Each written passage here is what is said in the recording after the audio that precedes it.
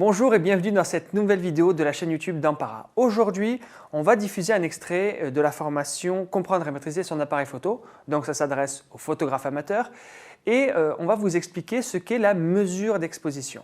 Alors ça peut être un terme un peu barbare, mais il vous arrive certainement d'avoir des images qui sont soit trop claires, soit trop sombres. Eh bien ça peut être dû à un appareil photo qui se trompe parce que vous êtes dans un mode tout automatique ou semi-automatique. Et donc, je vais vous dire pourquoi votre appareil photo se trompe parfois et surtout comment corriger le problème. Allez, assez de blabla, voici l'extrait. Le but de votre appareil photo, c'est de vous livrer une image qui est bien exposée. Qu'est-ce que j'ai dit? Qu'est-ce qu'est une image bien exposée? C'est une image qui est ni trop claire, ni trop sombre. En gros, le sacro-saint but de votre appareil photo, c'est de vous livrer une image qui est moyenne, au milieu. Parce qu'il se dit, au pire des cas, ça passe. C'est ça le truc. Il veut vous livrer une image qui est moyenne. D'accord? Et donc, il va mesurer la lumière qui rentre à travers l'objectif et en fonction de ça, il va ajuster un des paramètres. Donc là, j'ai pris l'exemple du soleil qui tape une maison qui est grise. Donc, une couleur qui est plutôt moyenne, qui est ni blanche, ni noire, ni trop claire, ni trop sombre. Elle est moyenne. D'accord? Et en fait, il y a deux modes de mesure de lumière. La mesure réfléchie, c'est-à-dire que votre appareil photo, il fait une mesure réfléchie. Qu'est-ce que ça veut dire? La lumière tape la maison et votre appareil photo calcule la lumière qui est réfléchie par votre sujet. C'est pour ça que ça s'appelle une mesure de lumière réfléchie. Maintenant, il existe un deuxième système de mesure qui nécessite une cellule à main et qui, elle, mesure la lumière, ce qu'on appelle, oui, j'ai cru que j'avais fait une faute, incidente. Et en fait, là, ce n'est plus la lumière qui est réfléchie par le sujet, c'est la lumière qui frappe le sujet. Par exemple, si toi, Michel, tu prends une photo de moi, d'accord? La mesure réfléchie, qu'est-ce que ça va être? Là, c'est ma source de lumière principale qui est là, d'accord? La lumière me tape et je te renvoie de la lumière. Et donc, l'appareil photo va calculer la lumière que je renvoie. Si tu avais une cellule à main, tu viendrais te déplacer à moi, tu prendrais ta cellule, d'accord? Tu la pointerais vers la source de lumière qui éclaire ton sujet, tu appuies et en fait, ça va calculer la lumière qui frappe le sujet. Et ça, c'est extrêmement important et c'est pour ça que la mesure de lumière incidente est beaucoup plus précise. Je vais vous expliquer après pourquoi, parce que c'est assez facile à comprendre. Si votre sujet est noir, enfin pas noir, mais genre je suis habillé en noir, je vais réfléchir beaucoup moins de lumière. Si j'ai une chemise blanche, je vais réfléchir beaucoup plus de lumière. Mais en vérité, la quantité de lumière qui me frappe, elle est toujours la même. C'est juste que votre système de mesure réfléchi va être induit en erreur par l'indice de réflexion de la lumière de votre sujet. Vous comprenez? C'est pour ça que la mesure de lumière incidente, en fait, vous appuyez, donc vous la pointez, donc vous réglez les ISO, d'accord? Vous appuyez sur le bouton et ça va vous donner un couple ouverture-vitesse. D'accord? Et après, par un système d'équivalence par équivalence d'exposition, après vous vous dites, bah non, je ne veux pas 16, je veux plutôt une ouverture de 8, donc je vais ouvrir de diaph, et donc il va vous donner la vitesse correspondante, il va fermer de 2 diaph. D'accord? Donc, la différence entre lumière réfléchie et lumière incidente, mesure de lumière incidente, c'est que la lumière incidente mesure la lumière qui frappe le sujet, alors que la mesure de lumière réfléchie mesure la lumière qui est réfléchie par le sujet. Et c'est tout à fait différent. La maison grise, sujet moyen, donc le sujet frappe, réfléchit une quantité moyenne de lumière. Vous appuyez sur le déclencheur, ça vous donne la maison, elle est grise à l'entrée, elle est grise à la sortie. D'accord? Ça, en fait, pour avoir cette photo-là, je me suis mis en mode priorité ouverture. Là, c'est le manuel, d'accord? Donc, je choisis l'ouverture en manuel et il va choisir la vitesse. Et là, pour cette photo-là, ça m'a donné, j'ai choisi F8, il m'a donné 125 en face. OK? Maintenant, qu'est-ce qui se passe? J'ai une maison noire. Et en fait, la maison noire absorbe beaucoup de lumière et réfléchit beaucoup moins de lumière.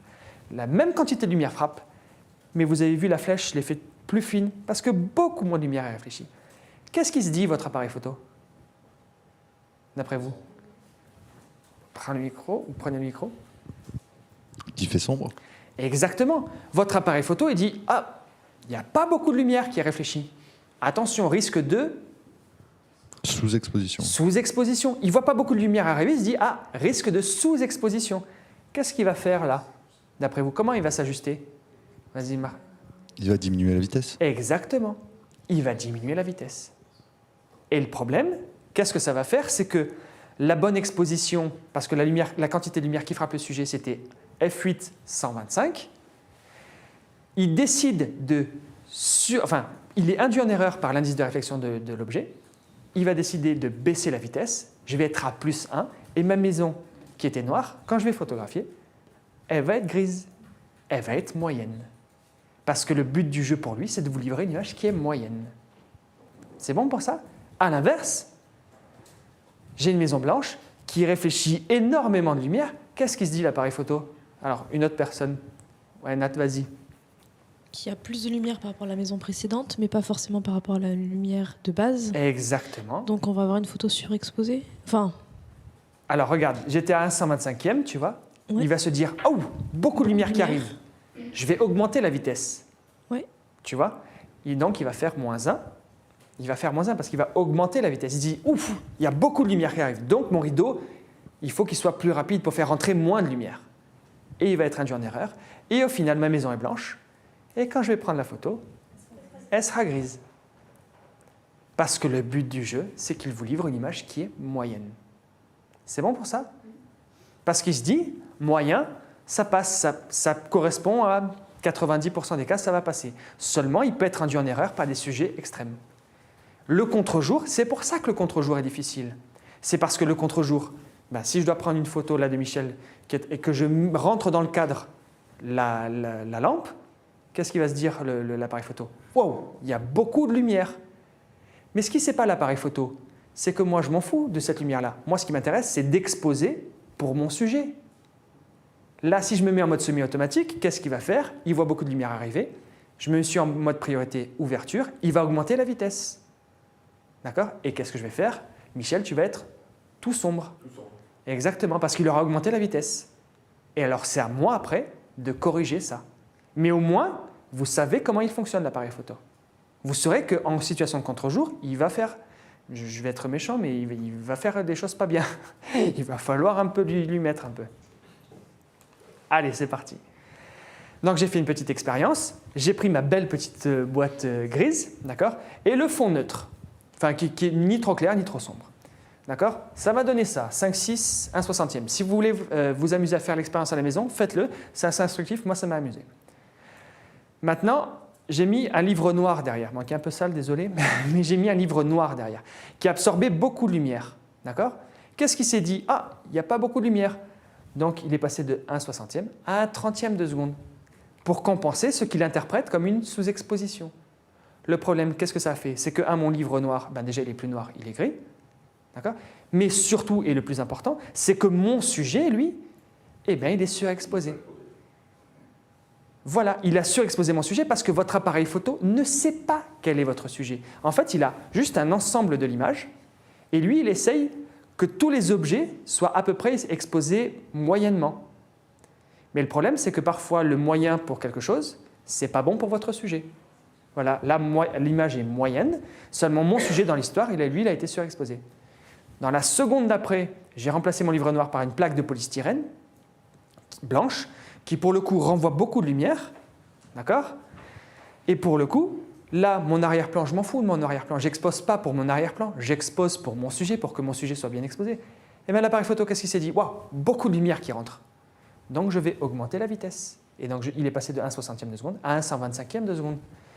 Qu'est-ce qu'il a fait, mon sujet? Eh bien, il est sous-exposé. Voilà. Et en fait, vous voyez comment, si jamais il y a, je ne sais pas moi, les photos à la neige ou les photos d'objets très sombres, ou alors vous avez un sujet qui est très clair, mais le fond est très sombre, ça peut induire en erreur votre capteur. Après, il faut jouer sur... Vas-y. Après, il faut jouer sur l'ouverture ou sur le flash. Ou... Ça ne changera rien, Non. parce que l'ouverture, en fait, c'est que si je change d'ouverture, qu'est-ce qui va... Imaginons, je passe de 5/6, et alors, imaginons. Très bonne question. Là, voilà. Là, mon sujet, il est quoi? Sous-exposé ou surexposé? Mon sujet. Il est sombre ou il est clair? Il est sous-exposé. Il est sous-exposé. Qu'est-ce qu'il faut que je fasse pour gagner de la lumière? Au niveau de mon ouverture, parce que je suis en mode priorité ouverture. Qu'est-ce qu'il faut que je fasse? Mais il faut augmenter un petit peu l'ouverture. Exactement. Je vais ouvrir plus. D'accord? Je me mets de F5.6, je me mets à 4. Mais qu'est-ce qu'il va faire l'ordinateur de base? Ah ouais. Il va compenser. Parce que c'est ce qu'on lui demande, c'est le mode semi-automatique. C'est que je choisis l'ouverture et il choisit la vitesse. Donc tu auras beau ouvrir, mais il va compenser d'autant d'après sa mesure de lumière à lui. Vous comprenez? Donc il y a une fonction, hop, voilà. Il y a une fonction qu'on va voir maintenant. Donc là, situation de contre-jour.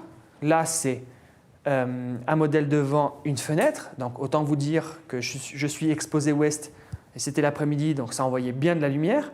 Ouais, il s'est dit, si j'étais en mode priorité ouverture, il va m'indiquer, enfin non, pour le coup il ne va pas vous indiquer, mais pour lui, vous êtes surexposé. Il y a trop de lumière qui vient. Parce que lui, il analyse l'ensemble de l'image. Il ne sait pas que mon sujet, c'est lui, enfin c'est elle plutôt. Et donc, il va essayer d'exposer pour la fenêtre, qui envoie beaucoup de lumière. Et donc, qu'est-ce qu'il va faire? Là, j'étais à 1,4, 1/500. Il se dit, surexposition de 2 diaphes. Lui, il le mesure comme ça. Eh bien, je vais mettre à 1/2 millième pour avoir une photo bien exposée. Qu'est-ce qui va se passer? J'ai perdu 2 diaphes. Alors oui, j'ai du détail sur la fenêtre. Bon, pas là parce que ça, c'est des photos retouchées, mais vous aurez du détail à la fenêtre. Vous allez voir mon rideau et tout ça. Mais du coup, j'ai perdu mon sujet dans l'histoire. Donc, qu'est-ce que je vais faire à ce moment-là? En mode semi-automatique, quand l'appareil photo se trompe, vous avez une fonction qui s'appelle la correction d'exposition. Et pour le coup, eh bien, tac, tac, tac, c'est un petit plus ou un petit moins, mais de toute façon, je l'ai photographié. Hop là, non, non, non, non. Voilà, voilà. J'ai un petit bouton qui s'appelle la correction d'exposition. Donc, chez Nikon, c'est un plus et un moins. Vous pouvez y regarder. Voilà. Regardez chez vous aussi, prenez votre appareil photo.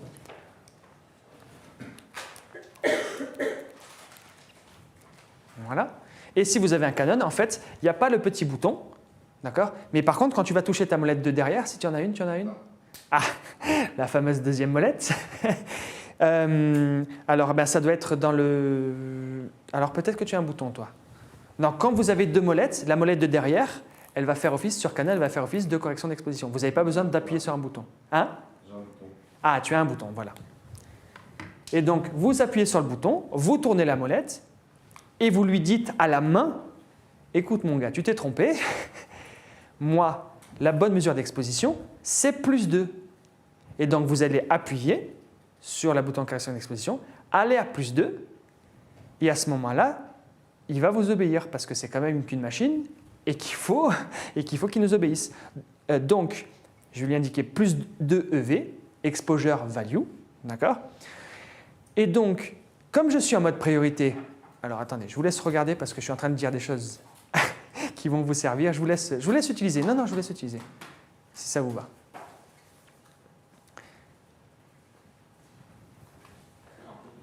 Oui, bah, on peut répondre à des questions Internet en attendant, comme ça vous pouvez manipuler tout ça. Pendant que nos invités manipulent leur appareil photo, on a des questions, notamment une question d'Imano en Belgique qui nous demande, dans ce genre de cas, est-ce qu'on est obligé de faire cela ou est-ce qu'on peut passer en mode manuel?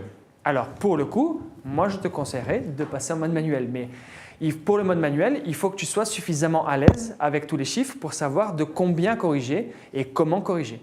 Mais maintenant, si tu es parfaitement à l'aise, c'est pas très compliqué en même temps. Quand tu as l'habitude, c'est super facile. Moi, je corrige à la main. Je suis toujours en mode manuel et je fais mes corrections d'exposition en manuel, enfin à la main, quoi.